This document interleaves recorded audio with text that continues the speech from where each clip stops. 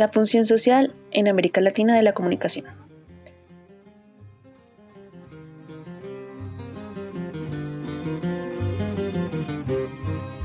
Florita consentida colgada del cielo como un farolito. Para nadie es un secreto que la comunicación ha hecho o ha propiciado muchos de los cambios en América Latina. Desde su llegada a los territorios latinos, la radio ha sido uno de los medios más importantes de comunicación para las personas que habitan este vasto territorio. En un principio, solo llegaban emisoras extranjeras, lo cual no permitía que la información fuera totalmente democratizada. Sin embargo, varios movimientos sociales y revolucionarios optaron por la comunicación popular y con ella la educomunicación. ¿Qué quiere decir esto? Que la radio ya no se utilizaba solamente como un medio de entretenimiento, sino que se utilizaba como un medio de educación. Con ayuda de la Iglesia Católica en Colombia, se propendió por que las radios comunitarias, como Radio Sutatensa, brindaran un servicio de escolarización para los campesinos. ¿Qué quiere decir esto? Digamos que era como llenar una guía. Entonces, en ciertos horarios del día, se alfabetizaba a la población.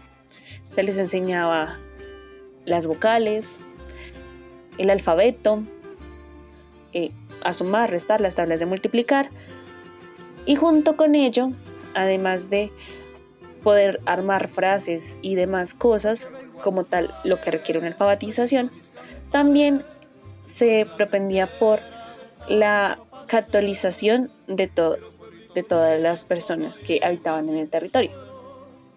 Por esto, la Iglesia Católica, digamos que ayudaba un poco en el tema de la alfabetización y la educación, pues digamos que por medio de las iglesias. Claramente, el Estado no puede llegar a todas partes, porque pues en realidad somos unas naciones muy nuevas. No teníamos en ese momento, y aún seguimos sin tener, una cobertura estatal completa y dinámica y lo suficientemente buena como para llegar a todos los territorios.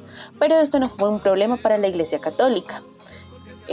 Es normal viajar a un pueblo, digamos, un poco alejado de las ciudades principales y que de una u otra manera haya una iglesia. En todos los pueblos hay una iglesia. Y esto, pues digamos que permitía ayudar a la comunicación. Te queda cuando el amor se aleja, como esas noches negras, sin luna y sin estrella. Amigo, ¿cuánto tienes? ¿Cuánto vale? Principio de la actual filosofía. Amigo, no riegue la partida, movemos este trato, brindemos por la vida. Brindemos por la vida, pues todo es oro. Entonces la comunicación popular, aparte de alfabetizar y tratar de enseñar algunas otras cosas como el cuidado del campo, el cuidado del hogar, algunos secretos, también como medio de entretención, también servía pues para llevar la fe a los lugares más recónditos del país. Y esto no era diferente en otros lugares de América Latina.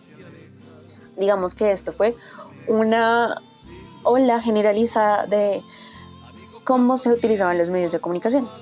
Desde entonces, al ser, por ejemplo, en Colombia, un país católico, romano, ortodoxo, por constitución, el Estado entonces podía intervenir por medio de la Iglesia en las decisiones de la gente. ¿Y cómo hacía eso? Claro está, pues por medio de la radio. Digamos que las gestas en Colombia, conservadores y liberales, muchas veces pues dieron parte por medio de la radio. Y de ahí en adelante, pues todas las revoluciones y guerras que vinieron, lastimosamente. Sin embargo, no todo es triste en esta historia de la comunicación y los medios de comunicación en América Latina. Como les digo, en algún momento la concentración de la propiedad y la extranjerización de las radios dejó de ser y pasó a ser en función del Estado como un emisor y gestor de la comunicación. Entonces, ¿qué viene después de esto? ¿Qué viene después de toda la intervención estatal a las radios?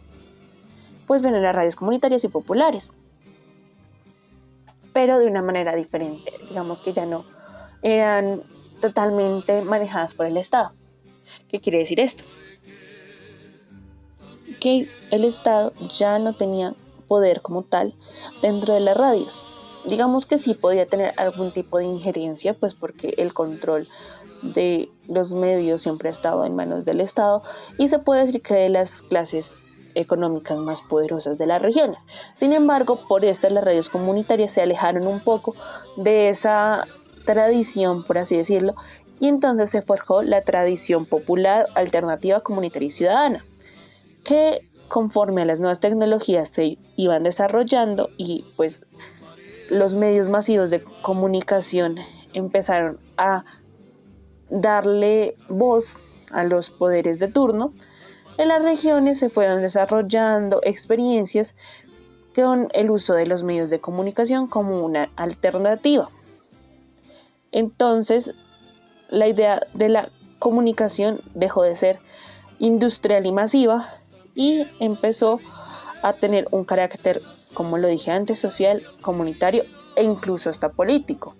Porque digamos que muchas veces en algunas regiones se tenía algunos pensamientos o ideologías que, digámoslo así, iban en contra del Estado. Tal es el caso, por ejemplo, de las radios de las guerrillas, que si bien digamos que eran unas radios ilegales, seguían siendo radios comunitarias, en las que se propendía por la educación, por el comunismo, digamos que enseñar de una manera más fácil las luchas comunistas, socialistas, sociales en Colombia a las personas que pudieran tener acceso a esa radio, que en realidad uno se sorprende de la gran amplitud y apertura que tenía la radio, a pesar de ser casi que una radio móvil, porque cada que se trasladaba la guerrilla tenían que trasladar la radio de un lado al otro, sin contar las innumerables veces que fueron atacados. Digamos que algo similar pasa con las radios comunitarias. Las radios comunitarias dejaron al lado el papel del Estado y empezaron a propender por la educación del campo, porque las mismas personas pudieran tener el acceso a la información. ¿Qué quiere decir esto? No solamente ser receptores de la información y dejarse, por así decirlo, llenar la cabeza de lo que quería el Estado que ellos aprendieran, sino también empezar a enseñar por medio de la radio.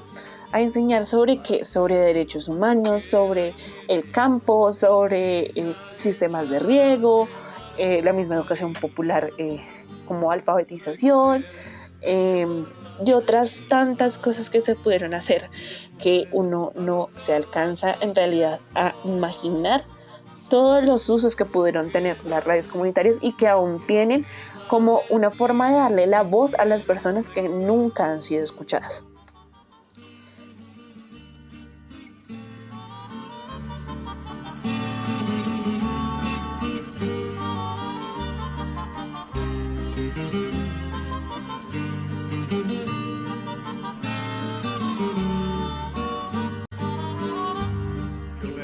Hasta el monte mañana, yo me voy a cortar leña verde para hacer una hoguera y en ella echar a quemar tu cariño, recoger de ese amor la ceniza y después arrojarlas al viento y saber que no queda de ti, que no queda de ti ni siquiera el recuerdo.